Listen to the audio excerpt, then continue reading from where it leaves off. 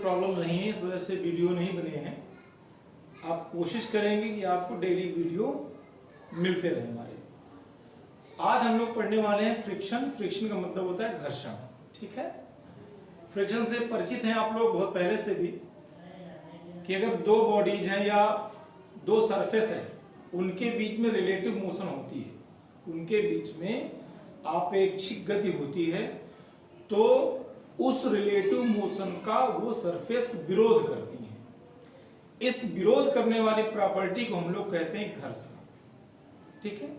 एक छोटा सा एग्जांपल समझिए। यहाँ पर अगर इस ब्लॉक को, सपोज करिए एक लड़का इस ब्लॉक को पुश कर रहा है, अलमारी समझ लीजिए, अलमारी है। इस ब्लॉक को चलाने के लिए हमको चाहिए 30 न्यूटन फोर्स। ये फोर्स कब है?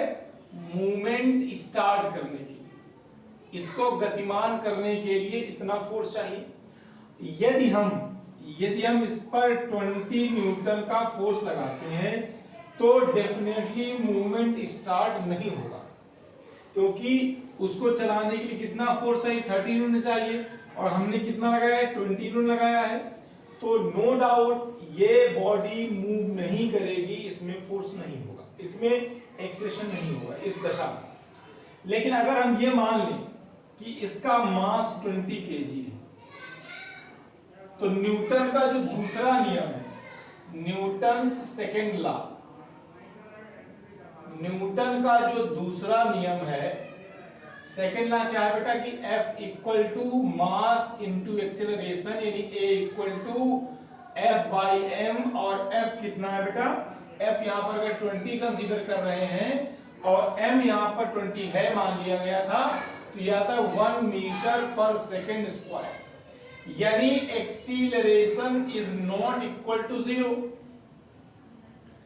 और इसका मतलब है एक्सीलरेशन होता है final velocity minus initial velocity divided by time, which is not equal to 0। This implies that, ये बताता है कि v2 is not equal to v1, यानी वेलोसिटी बराबर नहीं है अब, यानी इसमें एक्सीलरेशन है, इसकी फाइनल और इनिशियल वेलोसिटी बराबर नहीं है, यानी ये बॉडी चलनी चाहिए, यानी इस बॉडी में मूवमेंट होना चाहिए, लेकिन ऐसा नहीं है। देखिए न्यूटन के नियम के अनुसार यही बात हुई कि इसमें मूवमेंट होना चाहिए जब हमने 20 न्यूटन का बल लगाया। तो इसका यह मतलब है कि या तो न्यूटन का नियम गलत है, क्योंकि बॉडी तो चल नहीं रही। अगर यहां देखें तो इस बॉडी का जो एक्सीलरेशन है वो फिलहाल 0 है, ठीक है। तो या तो न्यूटन का नियम गड़बड़ है, या फिर कोई दूसरी बात है, या कोई हिडन फोर्स यहां पर है जो कार्य कर रहा है, जिसकी वजह से बॉडी नहीं चल रही है। तो बेटा न्यूटन का नियम तो गलत है नहीं, हो नहीं सकता ये नियम गलत, ठीक है। तो इसका मतलब दूसरी बात है कि यहां पर एक हिडन फोर्स है, यहां पर एक छिपा हुआ बल है, जिसकी वजह से जो रिजल्टेंट हो रहा है वो 0 हो रहा है फोर्स का, ठीक है। यानी F जो है, जो टोटल आ रहा है या जो रिजल्टेंट आ रहा है वो क्या है? 0, परिणामी 0 हो रहा है। और ये क्यों 0 हो रहा है? क्योंकि इस पर एक और हिडन फोर्स है, उस हिडन फोर्स को ही बेटा कहा जाता है फ्रिक्शन, यानी घर्षण, ठीक है। सपोज हमने 20 न्यूटन का लगाया था इधर, तो यह होगा कि हमने अगर इधर F1 अप्लाई किया, मान लीजिए 20 न्यूटन का, तो यहां पर जो फ्रिक्शन फोर्स लगा वो भी कितना लगा? 20 न्यूटन। इस तरह से लगा होगा कि इन दोनों का रिजल्टेंट क्या हो जाएगा बेटा? 0। तो ये तभी पॉसिबल है जब ये दोनों डायरेक्शन में अपोजिट हों। इसका मतलब ये हुआ सीधा सीधा कि फ्रिक्शन फोर्स विरोध कर रहा है। फ्रिक्शन फोर्स कैसा है बेटा? अपोजिंग फोर्स है। कैसा है बेटा? विरोधी बल है। पहली बात तो यहां पर ये पता चल गई लोगों को, ठीक है, ये विरोधी बल है, ठीक है। तभी तो रिजल्टेंट 0 देगा। जब एक बॉडी दूसरे बॉडी पर स्लिप करती है, फिसलती है, ठीक है, तो इनके स्लिपिंग नेचर का, इनके फिसलने वाले नेचर का विरोध होता है। यानी अगर एक बॉडी दूसरे बॉडी पर मूव कर रही है तो इसका मतलब हुआ उनके बीच रिलेटिव मोशन है, आपेक्षिक गतियां हैं, ठीक है, सापेक्षिक गतियां हैं। और ये फ्रिक्शन उस रिलेटिव मोशन का विरोध करता है। तो फ्रिक्शन फोर्स क्या है? अपोजिंग फोर्स है। किसका विरोध करता है, किसका अपोज करता है बेटा? तो ये अपोज करता है रिलेटिव मोशन का। किसका विरोध करता है? आपेक्षिक गति का विरोध करता है, रिलेटिव मोशन का अपोज करता है। ये बात क्लियर हो गई।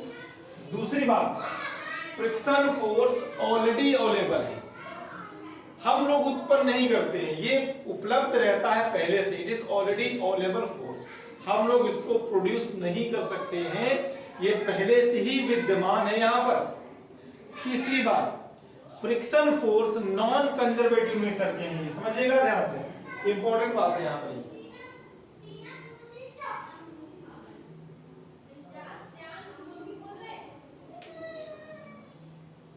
फ्रिक्शन फोर्स बेटा किस नेचर का है? नॉन कंजर्वेटिव नेचर का है, असंरक्षी बल है। ये असंरक्षी बल है बेटा। नॉन कंजर्वेटिव नेचर का मतलब हुआ असंरक्षी बल, असंरक्षी बल है। तीसरा बेटा, इसका जो वर्क डन होता है ना इस बल द्वारा, इस बल द्वारा जो कार्य होता है बेटा वो निगेटिव ही होगा। कैसा होगा बेटा? निगेटिव होगा। इसके द्वारा जो कार्य होगा वो निगेटिव होगा। और अगली बात है कि ये पहले से ही ऑलरेडी अवेलेबल, बेटा ये पहले से ही ऑलरेडी अवेलेबल फोर्स है, अवेलेबल रहता है। ये फोर्स हमको पैदा नहीं करना पड़ता, जैसे ही दो बॉडी कांटेक्ट में आती हैं ये उसके बीच में फिक्स हो जाता है कि भाई इतना है यहाँ पे। अब आपके अकॉर्डिंग आप इतना फोर्स अप्लाई करेंगे, उसके हिसाब से कम ज्यादा होता रहता है।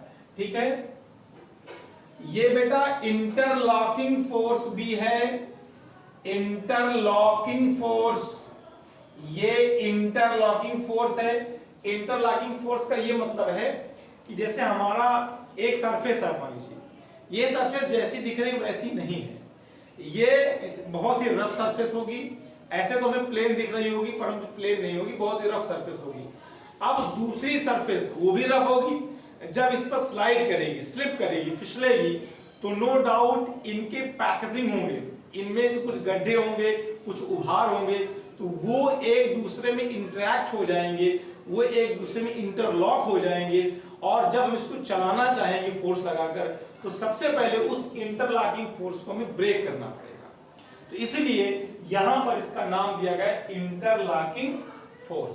क्लियर बात हुई? एक इसकी और प्रॉपर्टी बेटा है कि ये सेल्फ एडजस्टिंग है, सेल्फ एडजस्टिंग फोर्स है, हमको एडजस्ट नहीं करना पड़ता है, ये अपने ही आवश्यकता अनुसार कम ज्यादा होता रहता है। ठीक है, तो ये बात हमें आपने फ्रिक्शन समझनी होगी। अब आगे बात आती है कि जो फ्रिक्शन है वो माइक्रोस्कोपिक प्रॉपर्टी है। बात ध्यान समझिएगा, फ्रिक्शन बेटा माइक्रोस्कोपिक प्रॉपर्टी है, सूक्ष्म गुण है, पार्टिकल प्रॉपर्टी है, मॉलिक्यूलर प्रॉपर्टी है, स्ट्रक्चरल प्रॉपर्टी है। मॉलिक्यूल के अकॉर्डिंग फ्रिक्शन पैदा हो रहा है, मॉलिक्यूल की स्ट्रक्चर की वजह से फ्रिक्शन वहां पर उत्पन्न होता है, पैदा होता है। इस बात को भी ध्यान रखिए। ठीक है, कई बार क्वेश्चन आए कि फ्रिक्शन फोर्स कैसे फोर्स है, तो they are actually electric forces in nature. तो बेटा ये विद्युत बल की तरह ही है। ये कैसे बल है बेटा? विद्युत बल की तरह ही है, इलेक्ट्रिक फोर्स है इनका नेचर है। ठीक है, बहुत बार आया क्वेश्चन कि फ्रिक्शन फोर्स किस तरह के फोर्स हैं, तो फ्रिक्शन फोर्स इलेक्ट्रिक फोर्सेस हैं या इनका नेचर विद्युत बलों की तरह ही होता है। ठीक है, फ्रिक्शन बेटा दो तरह का है। Friction is two types, friction is two types. एक बेटा होता है स्टैटिक फ्रिक्शन, एक होता है बेटा स्थैतिक घर्षण। स्थैतिक घर्षण या स्टैटिक फ्रिक्शन। ठीक है, स्टैटिक फ्रिक्शन का क्या मतलब है कि अगर आप किसी बॉडी पर फोर्स लगा रहे हैं, अप्लाई कर रहे हैं बल, लेकिन बॉडी चल नहीं रही है, if you are applying some force on any body, but the body is still not moving, there is no movement in the body, body में कोई मूवमेंट नहीं है, आप फोर्स लगा रहे हैं लेकिन बॉडी में मूवमेंट नहीं आया, तो उस कंडीशन में जो फ्रिक्शन अवेलेबल है उस फ्रिक्शन को कहते हैं हम लोग स्टैटिक फ्रिक्शन। ध्यान रखिएगा, ठीक है। जैसे हमने बताया था कि अगर ये एक बॉडी है, ठीक है, और इसको चलाने के लिए हमें 30 न्यूटन का फोर्स लगता है, 30 न्यूटन का फोर्स जब लगाते हैं तो इसमें मूवमेंट स्टार्ट हो जाता है। अब अगर हम इसमें 20 न्यूटन का फोर्स अप्लाई करें तो बॉडी मूव नहीं करती, तो इस दशा में जो आपने फोर्स अप्लाई किया है वही आपका स्टैटिक फ्रिक्शन होगा। यानी if body is, if force is applied on the body but there is no movement, there is no movement in the body, ठीक है। अगर आपने बॉडी पे फोर्स लगाया लेकिन उसमें मूवमेंट नहीं आया, उसमें किसी प्रकार की गति नहीं आई, वो अभी भी रेस्ट में है, विराम में है, तो जो अप्लाइड फोर्स होगा वही स्टैटिक फ्रिक्शन होगा। तो बेटा जो अप्लाइड फोर्स होगा, अप्लाइड माने आरोपित बल होगा, वही बेटा स्टैटिक फ्रिक्शन होगा, वही क्या होगा, स्थैतिक घर्षण होगा। बहुत इंपॉर्टेंट पॉइंट है बेटा ये, कि अगर बॉडी पर फोर्स लगा रहे हैं आप और बॉडी में मूवमेंट नहीं आया, तो जो फोर्स आप लगा रहे होंगे वही फोर्स स्टैटिक फ्रिक्शन बनेगा। जैसे यहां पर था कि 30 न्यूटन में मूवमेंट स्टार्ट हो रहा था और हमने उस पर कितना अप्लाई किया, 20 न्यूटन, तो डेफिनेटली इस 20 न्यूटन में बॉडी मूव नहीं करेगी, तो ये 20 न्यूटन ही क्या हुआ बेटा, स्टैटिक फ्रिक्शन होगा, ठीक है। और स्टैटिक फ्रिक्शन Fs से डिनोट करते हैं, किससे डिनोट करते हैं, Fs से, और Fs इज इक्वल टू होगा mu S into R, Fs equal to होगा म्यू एस इंटू आर, और जहां पर म्यू एस को क्या कहते हैं बच्चों, म्यू एस का नाम है स्थैतिक घर्षण गुणांक, स्थैतिक घर्षण गुणांक बेटा नाम इसका क्या कहते हैं, coefficient of static friction, coefficient of static friction, स्थैतिक घर्षण गुणांक। इसकी कोई विमा नहीं होगी, कोई मात्रक नहीं होगा, नो डायमेंशन एंड यूनिट, इसका ना तो कोई मात्रक है और ना ही कोई डायमेंशन है, विमा है। ध्यान रखिए इस बात को, ठीक है। अब क्वेश्चन एग्जाम में आया था कि म्यूएस किन बातों पर डिपेंड करता है, तो ध्यान रखिए म्यूएस डिपेंड करता है जो सरफेस है, जो कांटेक्ट सरफेस है उनके नेचर पर। नेचर का मतलब क्या है बेटा, यहां पर नेचर का मतलब सरफेस कैसी है, गीली है, सूखी है, खुरदुरी है, चिकनी है, ये नेचर उसका। तो जो म्यूएस है, कोएफिशिएंट ऑफ स्टैटिक फ्रिक्शन है, वो कांटेक्ट सरफेस के नेचर पर डिपेंड करता है, इस बात को ध्यान रखें, ठीक है। मैं यहां लिख देता हूं कि mu s depends upon, mu s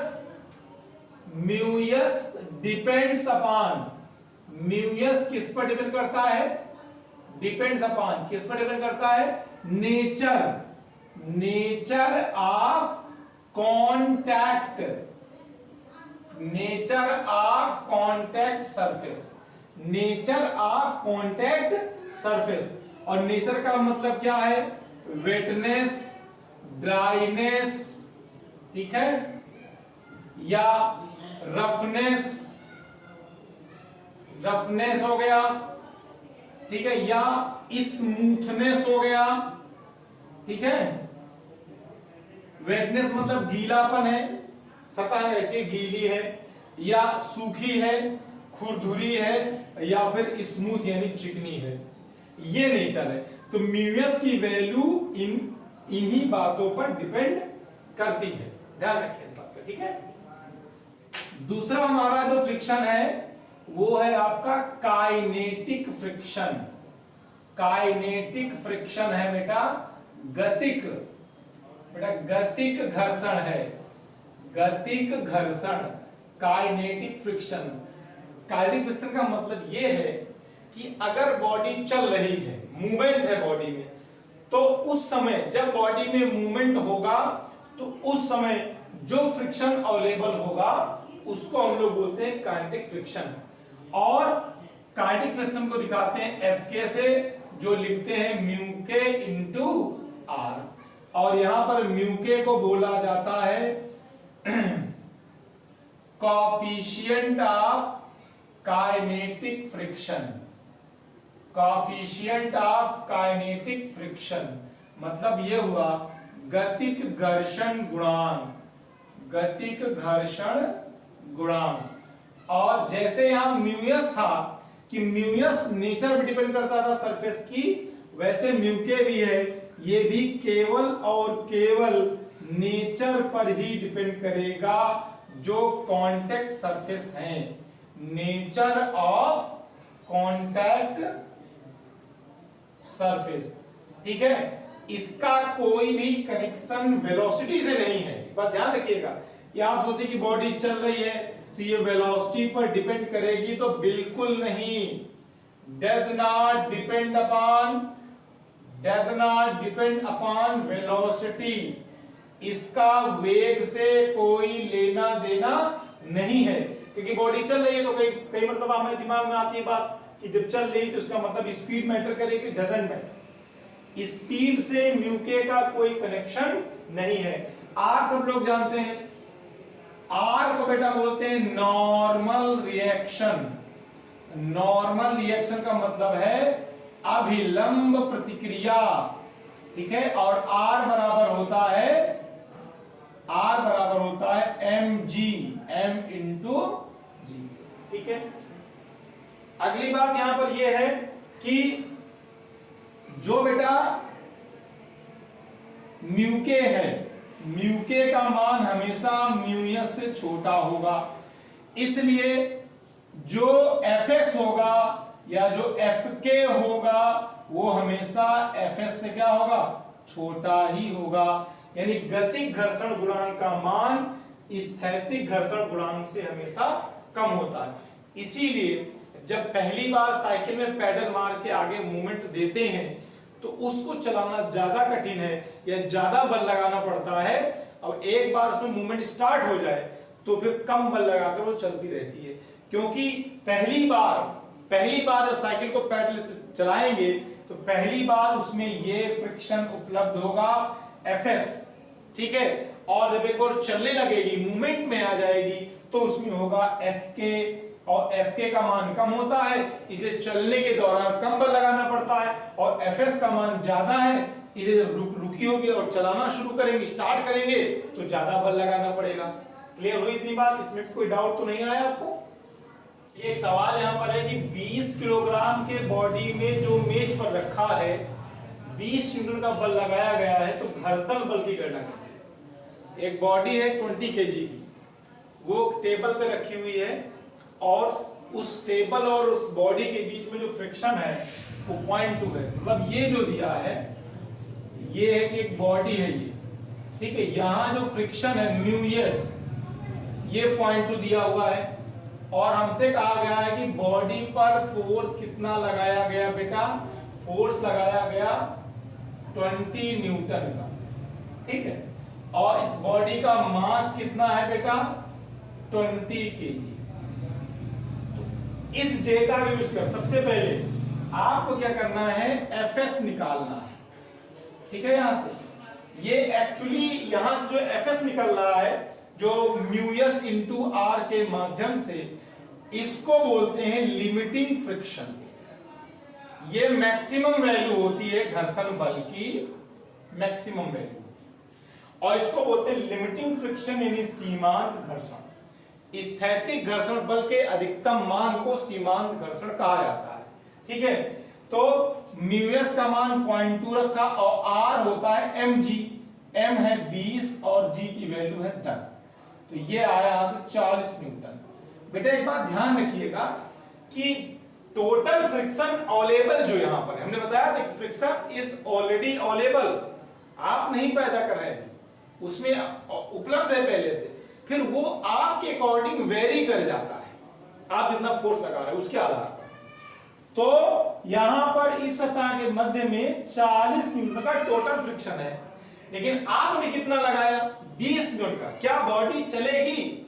no, क्योंकि फ्रिक्शन यहां पर 40 न्यूटन का है और आप उसको चलाने के लिए लगा रहे 20 न्यूटन, तो बॉडी में कोई मूवमेंट नहीं होगा, नो मूवमेंट, बॉडी में कोई गति नहीं है। अगर बॉडी गति ना करे, अभी मैं बताया था कि अगर बॉडी में मूवमेंट नहीं आता तो जो अप्लाइड फोर्स होता है वही घर्षण बल बन जाता है। तो यहां पर जो घर्षण होगा, यहां पर जो घर्षण बल आ जाएगा वो कितना आएगा 20 न्यूटन, क्योंकि friction force is equal to the applied force if there is no movement in the body. ठीक है, और अगर बॉडी चलेगी, चलेगी कब? जब हम इस पर 40 न्यूटन से ज्यादा का फोर्स लगाएंगे तब बॉडी चलेगी, और अगर बॉडी चलेगी तो चलने की दशा में यह फ्रिक्शन नहीं होगा, क्योंकि जब बॉडी चलती है तो वहां पर गतिक घर्षण होता है, वहां पर काइनेटिक फ्रिक्शन उपलब्ध हो जाता है। ठीक है, एक दूसरा सवाल देखिए वैसा ही है कि 40 किलोग्राम की बॉडी है, फिर से एक बॉडी है, ये 40 किलोग्राम की है, इसका मास कितना है 40 केजी, और कोएफिशिएंट ऑफ फ्रिक्शन कितना है, घर्षण गुणांक दिया है 0.3।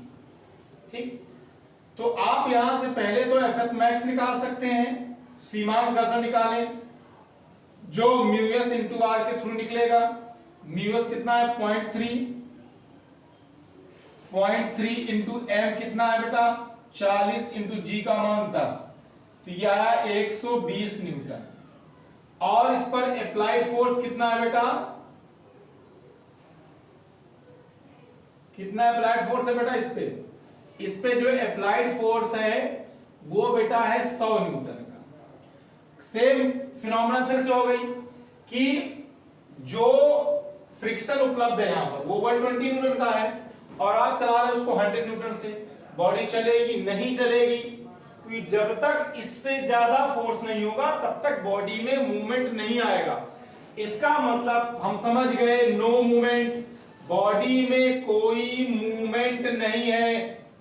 अगर मूवमेंट नहीं है तो फ्रिक्शन फोर्स क्या होगा, फ्रिक्शन होगा अप्लाइड फोर्स। अप्लाइड फोर्स कितना है बेटा 100 न्यूटन, तो आपका जवाब हो जाएगा 100 न्यूटन, यही आपका आंसर हो जाएगा। इस प्रकार के क्वेश्चन आपके एग्जाम में भी पूछे जा चुके हैं। बेटा आज के लिए इतना ही है, फिर अगले टर्म से वीडियो एक बड़े लेवल पर बनाए जाएंगे। थैंक यू, जय हिंद।